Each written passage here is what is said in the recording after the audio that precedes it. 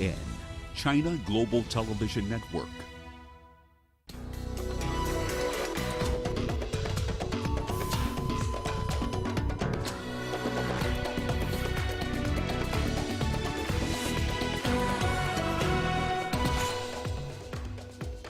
Chinese President Xi Jinping leads government officials at the opening of meetings of the country's top political advisory body. Rwanda becomes the first African country to receive the Pfizer-BioNTech coronavirus vaccine. And hundreds of Nigerian girls released by kidnappers finally reunited with their families. Hello and welcome to Africa Live. As always, great to have you with us. I'm Richard Nta, live in Nairobi. And for those of you joining us from across the continent and around the globe, we thank you for joining us. Let's take a look at other stories making headlines this hour. South Africa to revamp some of its busiest border posts. And in sport, Japan to make a decision on international fans for the Tokyo Olympic Games on March the 25th. Once again, welcome to Africa Live. So good to have you with us. We begin in Beijing, where China's top political advisory body has started its annual session. President Xi Jinping and other leaders attended the opening meeting of the fourth session of the 13th National Committee of the Chinese People's Political Consultative Conference, or the CPPCC. At the meeting, the group reviewed and approved the agenda for the session. Wang Yang, who chairs the National Committee of CPPCC, delivered a work report. Last year, the CPPCC emphasized work on pandemic control and prevention, as well as socio-economic development under the leadership of the Chinese Communist Party. We also focused on major livelihood matters and improved our system to work more efficiently. The CPPCC has actively supported the government in accomplishing its targets for the 13th five-year plan. All right, for more on this, we are joined by Dr. David Maniai. He's the director of the Confucius Institute at the University of Johannesburg. Doctor, welcome once again. Great to see you here on Africa Live. Doctor, China's CPPCC opens today with COVID-19 high on the agenda. China has already provided vaccine assistance to 69 countries, according to the spokesman for the 13th CPPCC National Committee. Now, what kind of impact is this type of assistance having on the war against COVID-19? From your perspective, Doctor, how do you see it?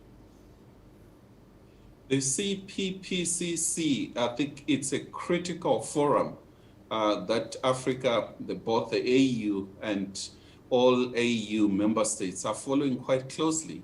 It gives a golden opportunity to rekindle and renew some of the commitments that China makes to Africa, and as well as a preparation towards Senegal on the Forum on China-Africa Cooperation that will take place in September. And what it does is that the world has changed quite drastically, with the greatest threat to human beings being the pandemic. And therefore, the assistance that has been pouring from China has been of great assistance in terms of helping the continent at a time when the Western world has abandoned the continent. We have a rise of vaccine nationalism in the West, the lack of cooperation at World Health Organization in terms of developed countries not giving sufficient resources. And therefore, I think China, as a strategic partner for the continent, is doing the best it can. And I think there's a golden opportunity to work together to deal with this specific pandemic and also to put in place plans for future pandemics. All right, Doctor, with all that being said and China being a strategic partner to Africa, what lessons should Africa look for as the CPPCC gets underway? I think what is of great interest for Africans, by and large, is how the Chinese do their planning in what they consider as democratic supervision, where planning starts at a low level, at a county level. It goes into province, it goes into a national level, and it allows the movement and planning in a very consultative and democratic way of coming up with solution for the country, and also to stick to it. But far beyond that is the consolidation of all these plans, ensuring that there's sufficient budget and plan and feed into what China is doing at the moment for the next 5 years, a plan for 2021 to 2025.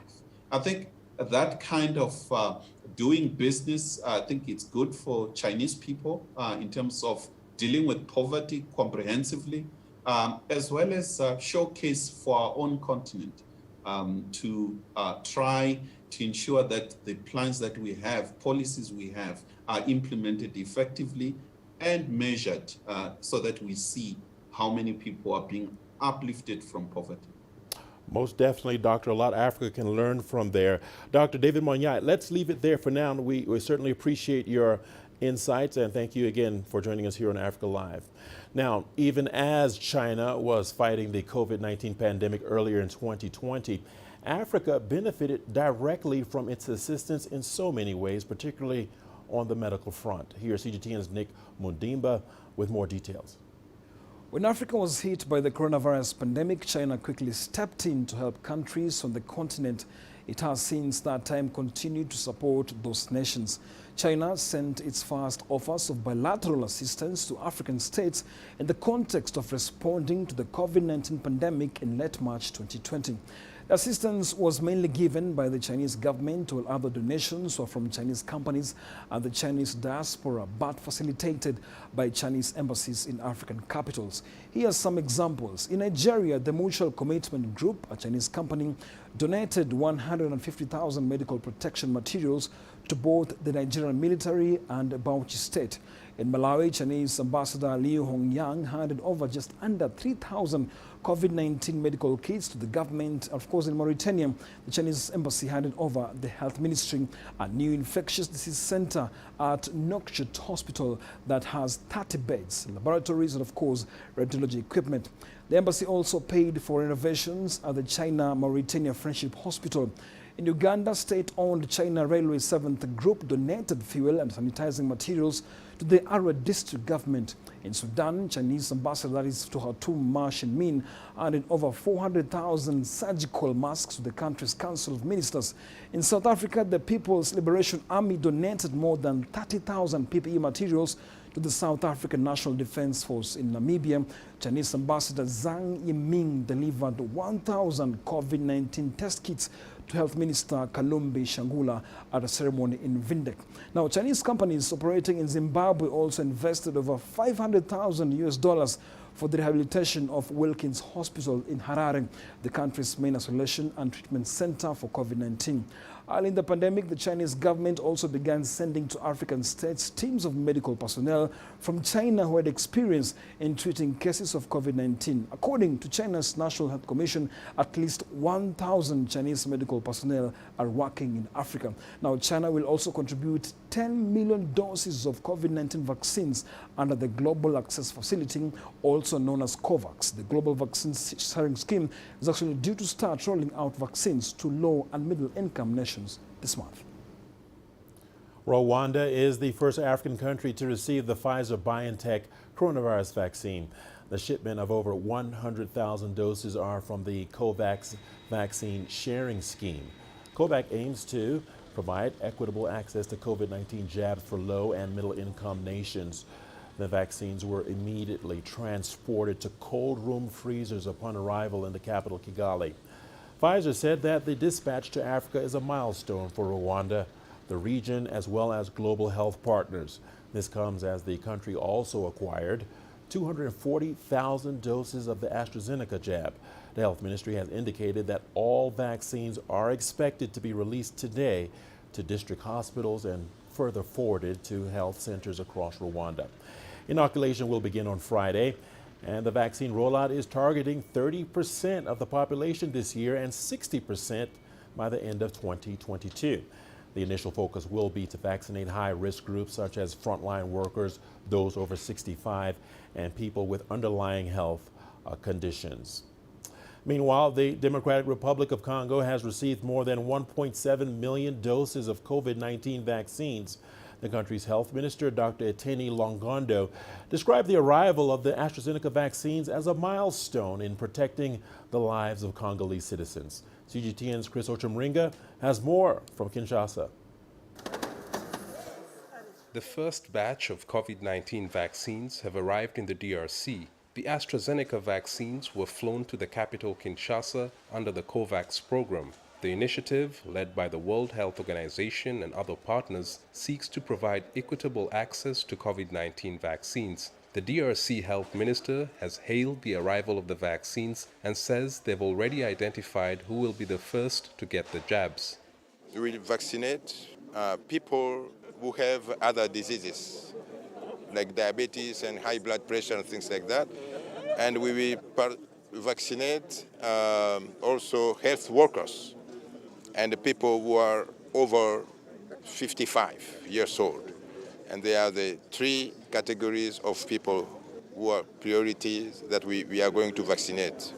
Last year, many Congolese citizens were against the COVID-19 vaccines because they doubted their efficacy. The WHO is calling on them to accept the vaccines.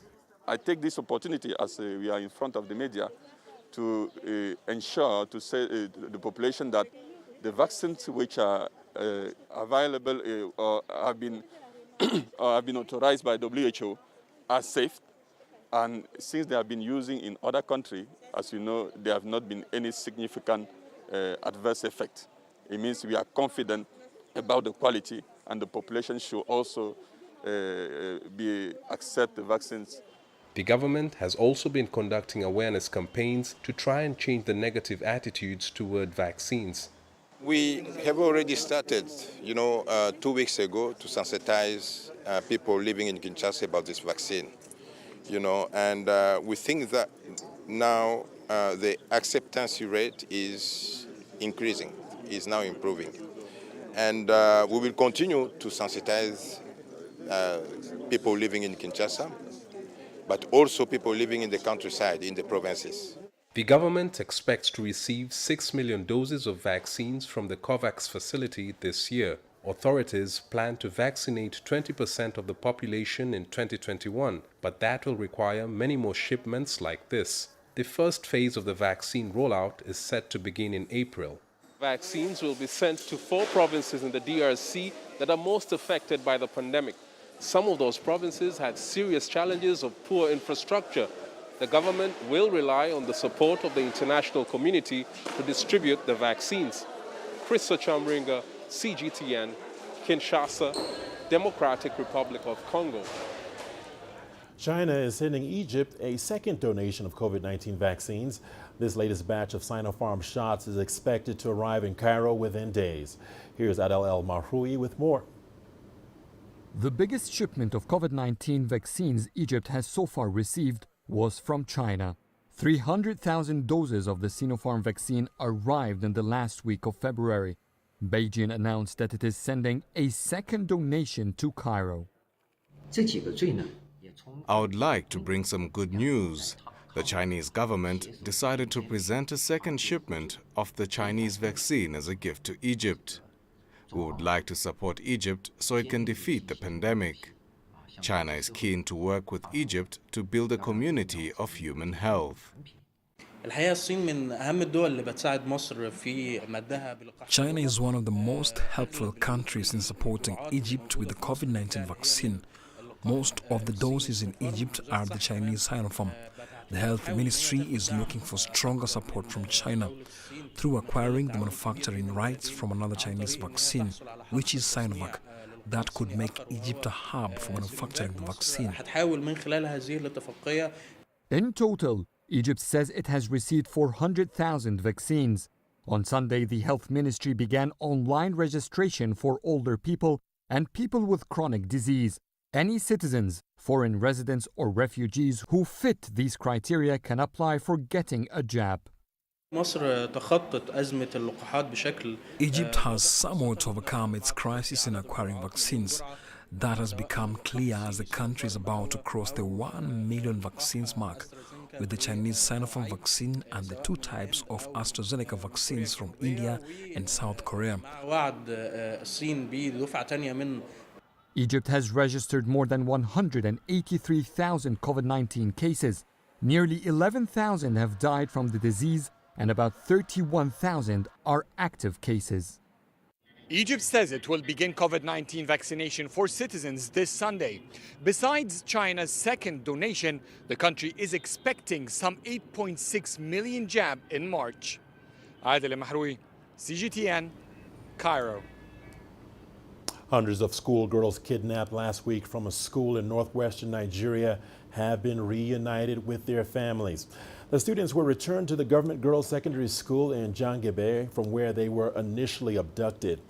Authorities confirmed that a total of 279 girls were captured, but they were all freed. They were abducted by unidentified assailants. Kidnap for ransom is rife in the north of the country, and the group's release was secured by negotiations from the government. Parents arriving to see their daughters for the first time since the incident spoke of their relief that the ordeal had come to an end. I'm happy because one day daughter have been kidnapped, take away, and today is a day that I see with my naked eye. I'm very happy to see it. However, the reunion between the schoolgirls and their families took a turn as violence broke out during a ceremony. Correspondent Philly Haza tells us more from Abuja.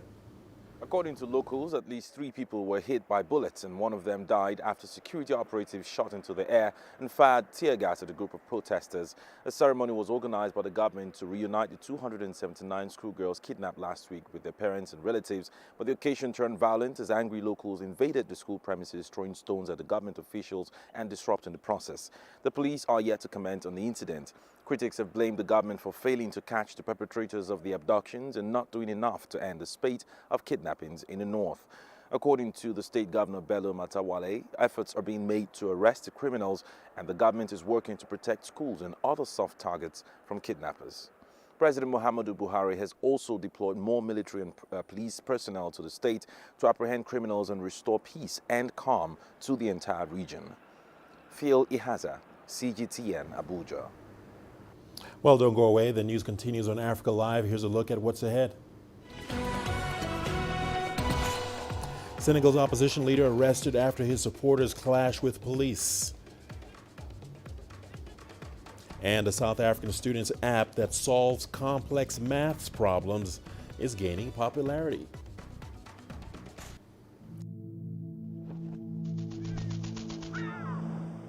How will your world change today? What happens here? What happens there? Or what you make happen for yourself? If it matters to you, it matters to us too. Your stories are the stories that need to be told. Africa Live. Find your voice.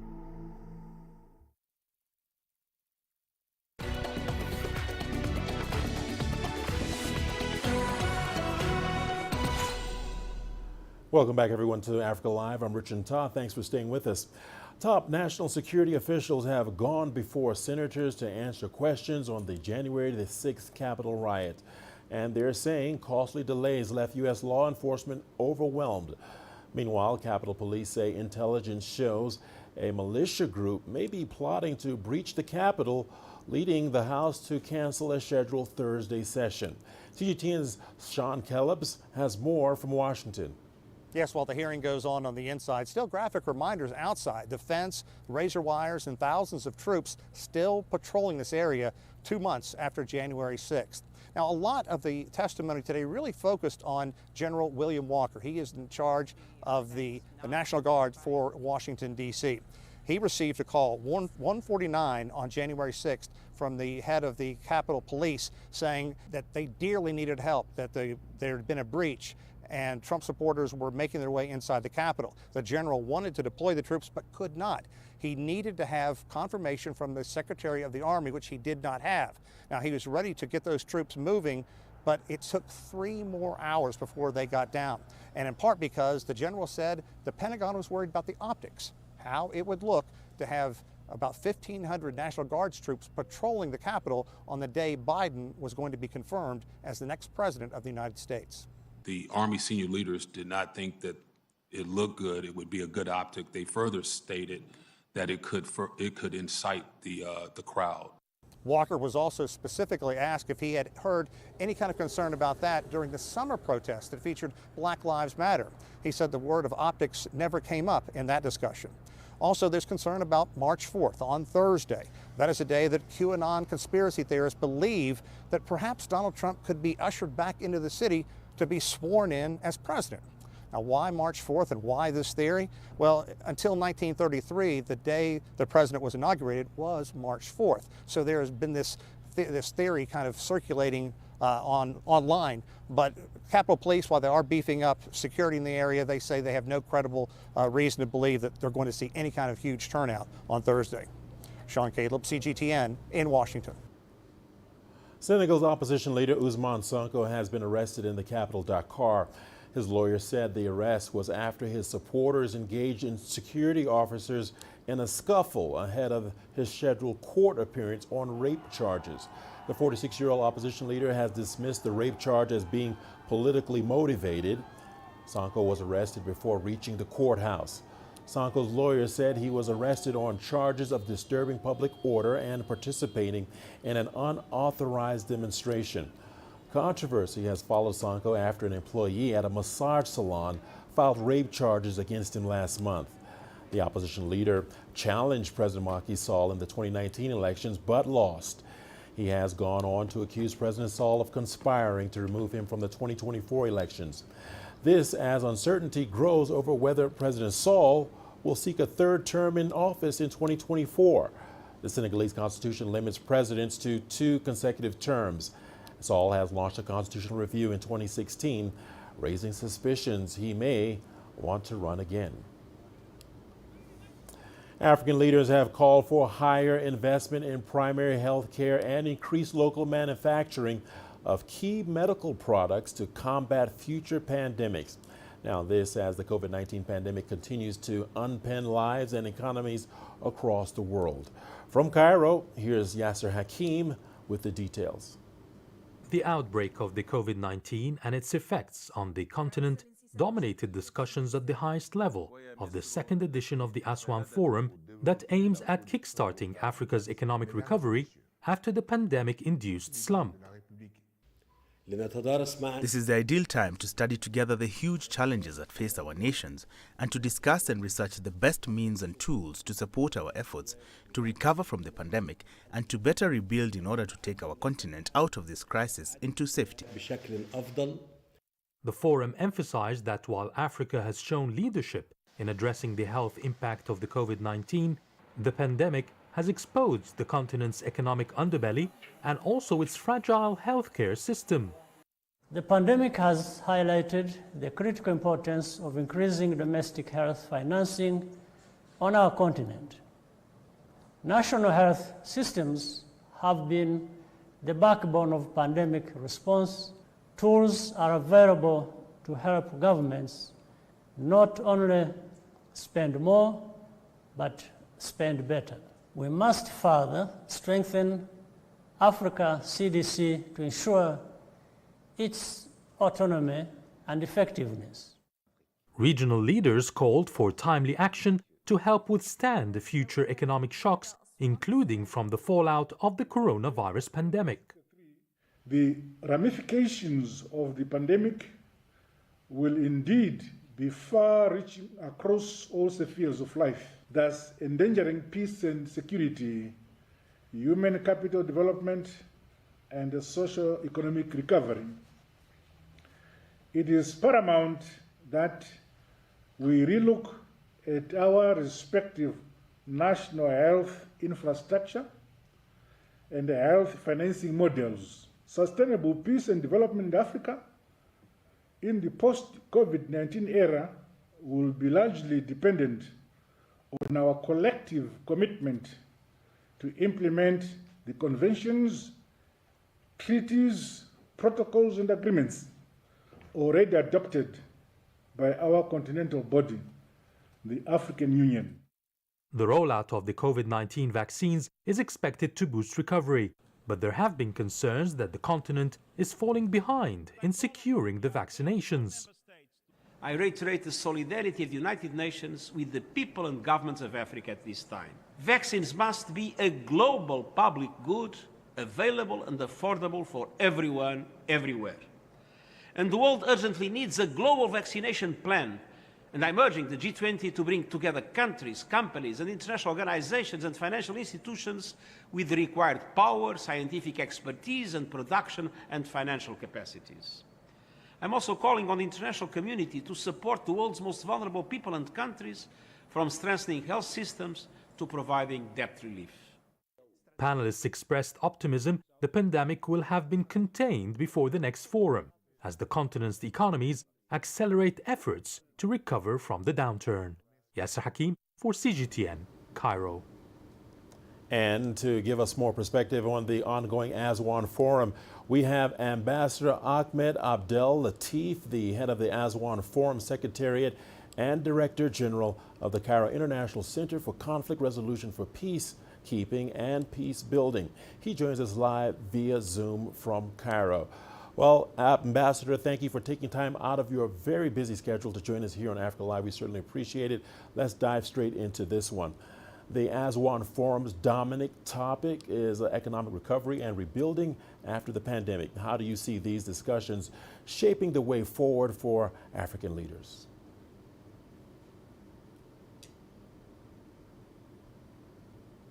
Thank you. It's a pleasure to be with you. Indeed, the focus of the second edition of the Aswan Forum is the response to the pandemic and how can Africa recover stronger and rebuild better. And we've seen some very strong messages from African heads of states calling for strengthened African cooperation to overcome this crisis. We have seen a very strong mobilization of African leaders and the African Union in facing the health effects of the pandemic and in responding to its health effects, in seeking to ensure equitable access to vaccines for Africa. But at the same time, we need the same mobilization, we need the same cooperation to pull forward our economies, to advance African economic integration in order to be able to recover better, to create jobs, and to go forward. Whether it's in the area of trade, whether in infrastructure, whether in sustainable energy, we need to increase our investments in these key sectors and to use those investments in order to not only for economic recovery, but for sustainable recovery that creates more inclusive, equitable, and sustainable societies in Africa. All right, Ambassador, let's shift gears and rewind a little bit. What was the impact of the first edition of the Aswan Forum that can inform what to expect going forward? Thank you. Actually, the first edition in December 2019 was very successful. And I think it was successful because not only it brought together a large number of heads of states and of leaders from government, private sector, and civil society in Africa, but it created a conversation that brought together peace, development, and humanitarian actors. And this is very important because usually these actors, they meet in different fora, they have separate conversations, and it was very important to bring them together in the same space. And the message that came out of it is that Africa needs to shift from crisis management to long-term sustainable peace and development with resilience and prevention at its core. And what we have seen with the pandemic and the response to it, that actually it reinforces that messages. It reinforces the need for African countries to strengthen their capacities to deal with crises, to deal with new challenges, to deal with new risks, whether they are climate, whether they are health. So the second edition will take forward further that message in the recovery to the pandemic and in rebuilding better. All right, Ambassador Ahmed Abdel Latif We appreciate your insights, important points that you've made there. Thank you very much for joining us here on Africa Live. Let's now go to South Africa, where a Cape Town student has developed an app to solve complex maths problems. The app is a mathematics, physics, and chemistry calculator which can help students check their answers. Now, with the COVID-19 pandemic curtailing contact education, the app has already been downloaded in other countries. CGTN's Travis Andrews has more. Let's take a look. Delta is an app that has made checking a student's answers to complex questions in mathematics, physics, and chemistry a breeze. The app is the brainchild of Rafael de Sousa, a final year student at Bulletin High School in Cape Town. De Sousa, who is a top-level math student, designed the Delta app after trying to solve a problem of his own. During lockdown, we obviously got quite a bit of work to do, and a lot of my time was spent checking the answers. So I would do the question, a really long question, and then check the answers, and often I would make maybe a small mistake. And that time that I've wasted to check the answer, I could have been doing something else, learning something else. So what I did was I realized that you can use a computer to program all that into it, use an algorithm to then take the input and give an output that is the answer. The app was initially designed to help teachers check answers, but De Sousa soon realized it could help students as well. He was assisted in the app's development by Tiago Brazier, another top math student and friend, who was tasked with promoting the app to others. We've actually also come out with a YouTube channel that actually explains it and how to even use the app for different sections, to use it as an actual memo, and more understanding of the app. That's more what it's about. So the memo and the actual understanding of the work, not just putting in the stuff so that you can, if you've gotten your homework, it's more to check your answers to actually understand it better.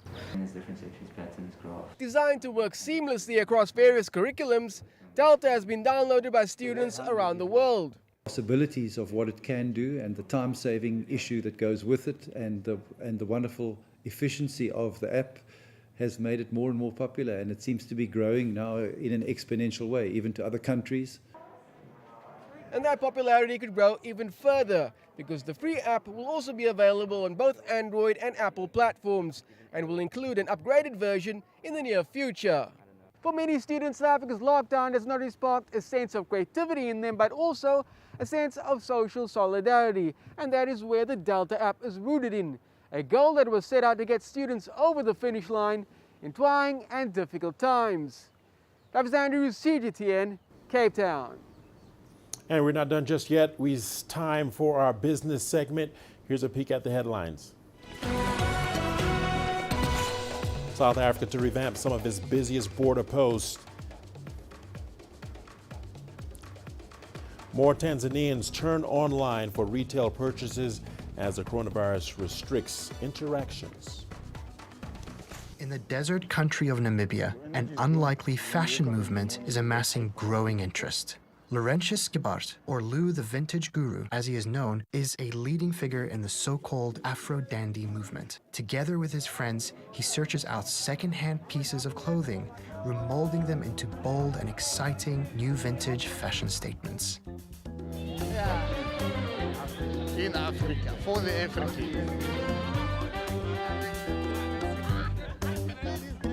Lou is putting African fashion on the map, but he also has a deeper purpose: to make style and dignity accessible to the poor. We have a slogan that says, dress cheap, look rich.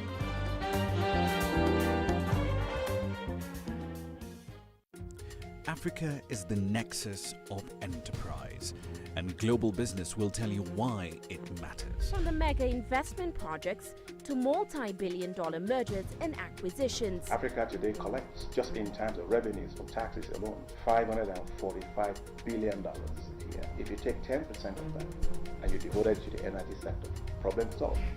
All this on Global Business, weekdays at this time on CGTN.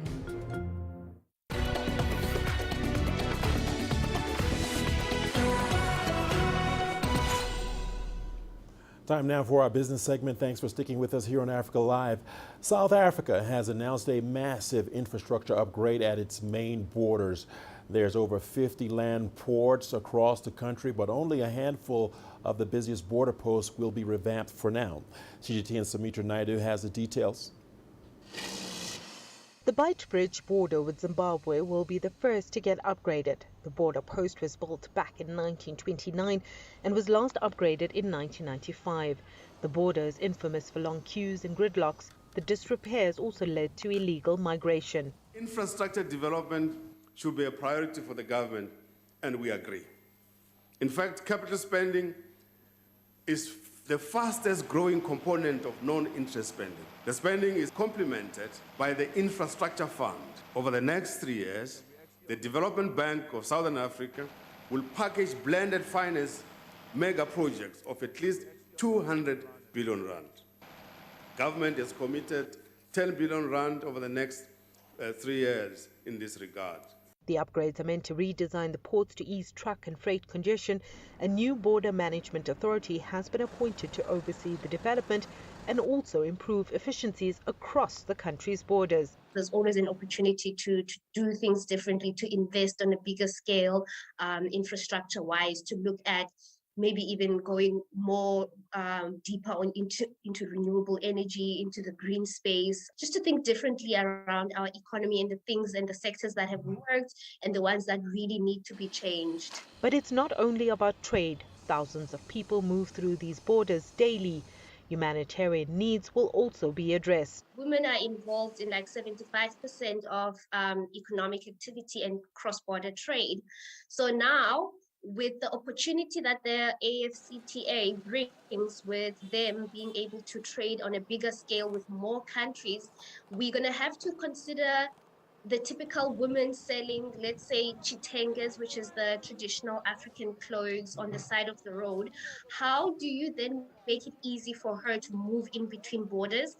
And that necessarily maybe means not requiring a visa for her. Like bigger businesses can easily obtain a visa and move around countries fairly easily.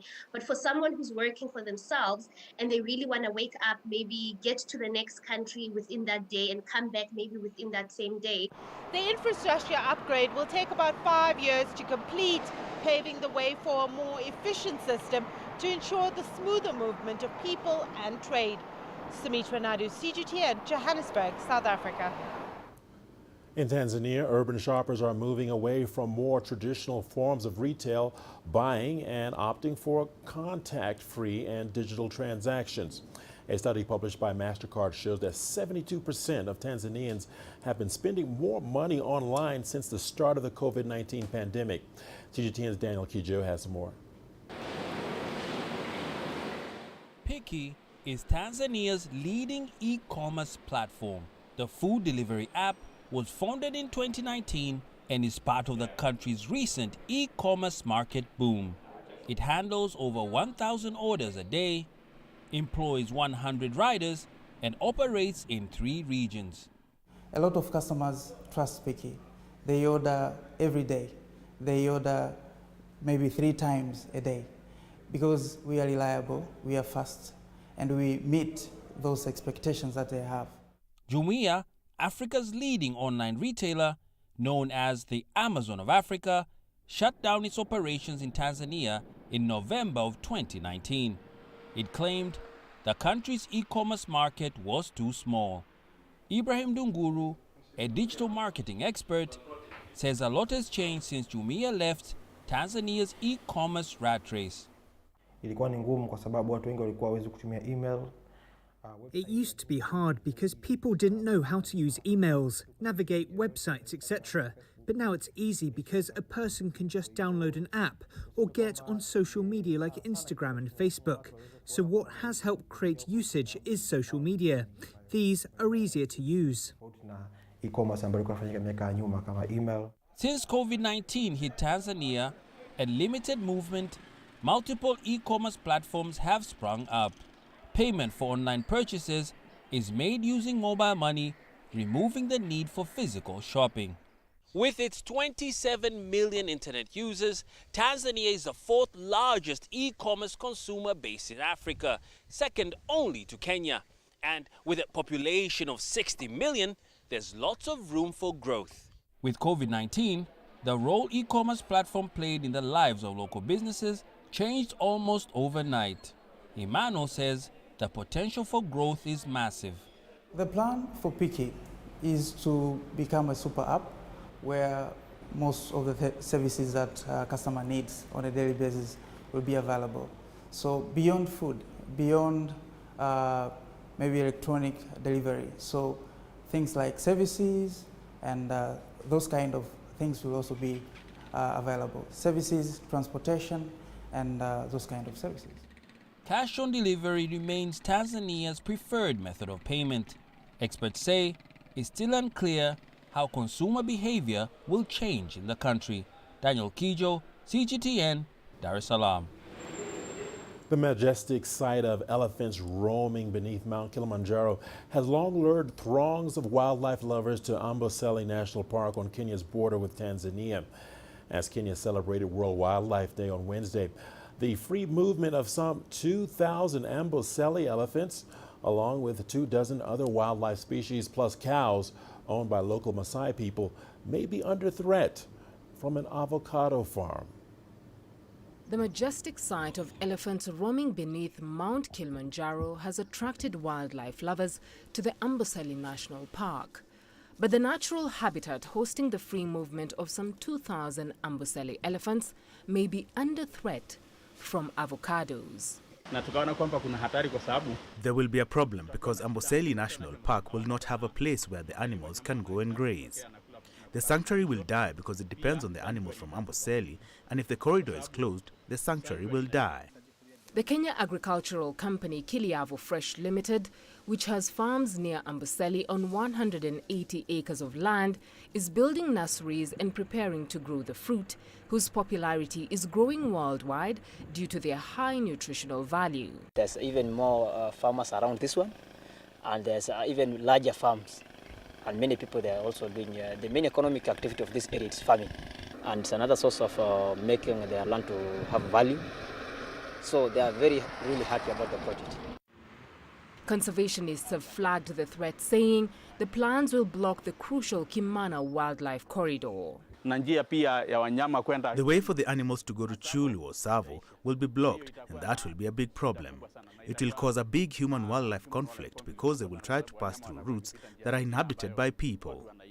This is what made us bring our land together to create this corridor. We can't just tell elephants, oh, please don't go over there and eat crops. You know, these are big animals. They build those huge bodies of plant material. They're eating machines. With ideal conditions for growing the fruit, Kenya's avocado export revenues surged 33% to about 128 million in the year to October 2020, according to government data. However, this revenue pales in comparison to tourism, which raked in $1.8 billion in 2019. Therefore, squeezing the elephant could hit their population, harm a national heritage that affects the tourism trade so many people depend on. Just obvious from the knowledge of biology that elephants require to be able to mix their genes, require to be able to stabilize their gene pools by getting males from a different area. The National Environment Management Agency ordered work at Kiliavo halted last September and said it wanted to revoke the approved environmental impact assessment provided by the firm. Kiliavo has in turn challenged the legality of that action in Kenya's Environmental Tribunal. This is just one illustration of the global scramble for shrinking resources and environmental pressure playing out from Africa to the Amazon. Beryl Oro, CGTN. The UK government has announced ambitious support for businesses as part of its fiscal budget for 2021. It's aimed at boosting the country's economic recovery that has been overshadowed by COVID-19. Nawi Jabrakale reports from London. There appears to be light at the end of the tunnel, but COVID-19 is still casting plenty of shadows over the UK economy. GDP fell almost 10% last year, and more than 700,000 people have lost their jobs. Finance Minister Rishi Sunak has the task of trying to weather the nation through the storm and promised more help in these unprecedented times. Much has changed, But one thing has stayed the same. I said I would do whatever it takes. I have done, and I will do so. Businesses and workers will breathe a sigh of relief at the extension of the furlough scheme to September, meaning the government will cover up to 80% of wages. $7 billion in grants will be offered to keep Britain's struggling high streets going. They've been battered by the pandemic, which has forced many shops to close for good. And there'll be a further $2.3 billion for vaccines to ensure its rapid rollout continues. Yet again, the man in charge of Britain's finances has moved to reassure people the government will do more to support them through this crisis. But with public borrowing soaring to almost $380 billion during the pandemic, the cost of these measures is rising. Then there's the impact of Brexit, which is weighing on small and medium-sized businesses in particular.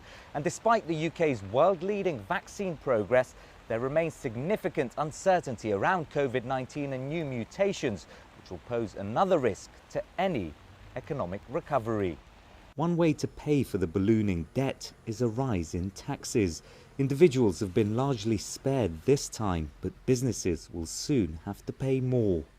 In 2023, the rate of corporation tax paid on company profits will increase to 25%. Even after this change, the United Kingdom will still have the lowest corporation tax rate in the G7. The Chancellor says this year and next, the total cost of the UK's COVID support measures will be almost $500 billion. And amid hopes of a rapid recovery, the warning that it will take many years to pay it back. Nawid Jamakil, CGTN, London. While the U.S. makes up 4% of the world's population, 31% of COVID-19 vaccines given so far globally have gone to Americans. Still, many complain that vaccines and information about where to get them remain hard to find. Some entrepreneurs are trying to fill that gap. Hendrik Sibrandi reports from the state of Colorado. These are busy times on the vaccine distribution front. Close to 2 million Americans a day are now being inoculated, and yet for those next in line, the wait for the first dose can be agonizing. Several days had gone by and I hadn't heard anything from any of the hospital groups that I'd registered with. So I wasn't sure how long this was going to take. So Pat Woodard, who was eligible for the vaccine, turned to pharmacy websites to book an appointment. Repeatedly, you just would go over and over and over back to these same sites, go through the same process over and over, trying to hit one, kind of like trying to hit the mother lode. It's a nightmare, to be honest. Maria St. Louis Sanchez, who was looking for appointments for her family, experienced the same thing. You have to go through 5 different stages just to find out that they don't have an appointment at that one spot, and then you have to start all over again. A co-worker of hers built this website, vaccinespotter.org, to address the problem. Everybody was just trying everything they could because, they desperately want vaccines for their loved ones. Nick Muter has grouped all available Colorado pharmacy appointments in one place. Meantime, COVIDShotFinder.com is helping people find open vaccine slots, information, and volunteer opportunities across the U.S. A one-stop shop. We point you where to go. I think in a lot of places this is a problem. Depending on the state that you live in or the county you live in, these websites are confusing or they don't exist. Site creators say there's no centralized system for linking people with shots. I just think there's a lack of a primary source, an organized source. It's very chaotic, to say the least. And that's prompted a host of online efforts to spring up to help folks, especially the less tech-savvy, navigate this often complicated process. They don't have those tech skills. I mean, I'm a web developer, and I'm still having trouble signing them up for vaccine appointments. St. Louis Sanchez signed up 4 family members in 2 days, thanks to her colleague. Sort of as a software engineer, I just love automating things, and that's where my mind goes. COVIDShotFinder.com plans to keep adding features and services to stay relevant. We're taking you exactly where you need to go in terms of like a one-click, there it is. In the end, Woodard managed to get an appointment at a pharmacy 160 kilometers away. He'll get his second shot there too, rather than dig up a shot closer to home. I decided I didn't really want to play that game, bird in the hand. As for yours truly, word of mouth helped me get my appointment. When it comes to finding vaccines, it may be better to be lucky than good. Hendrik Sabrandi, CGTN, Denver.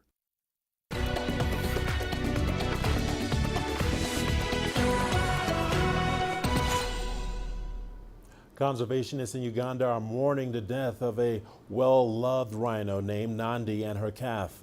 The 22-year-old rhino was referred to as the mother of the rhinos at the Ziwa Sanctuary. She was among the first 5 rhinos brought to the country as an attempt to grow the population in Uganda after they were declared extinct over 3 decades ago. Isabel Nakiria reports. The conservation sector has been hit hard by the death of Nandi and her calf. The Uganda Wildlife Authority says the death of the female rhino has left a huge gap in efforts to conserve rhino numbers in the country. Uganda has not had rhinos in its parks for over 3 decades since they went extinct here in 1983. The Ziwa Sanctuary has been breeding the giants since 1997 with the hope of reintroducing them back to the wild. We are basically on the right trajectory in terms of increasing the population numbers, because we had now clocked 35 individuals in the sanctuary. Now the death of Nandi and the Achiru reduces the number to 33. Now to us, that is a step backwards.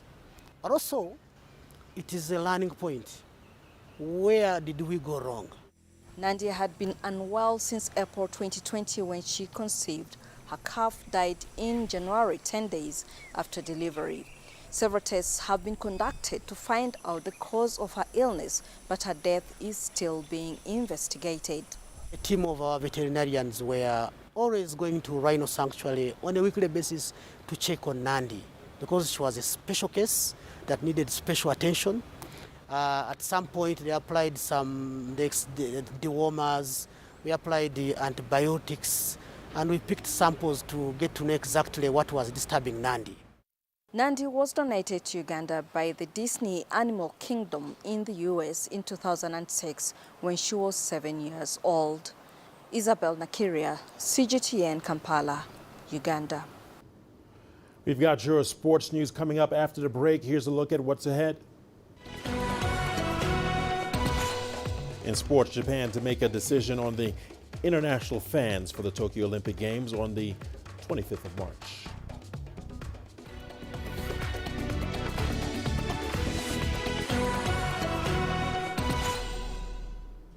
Welcome in.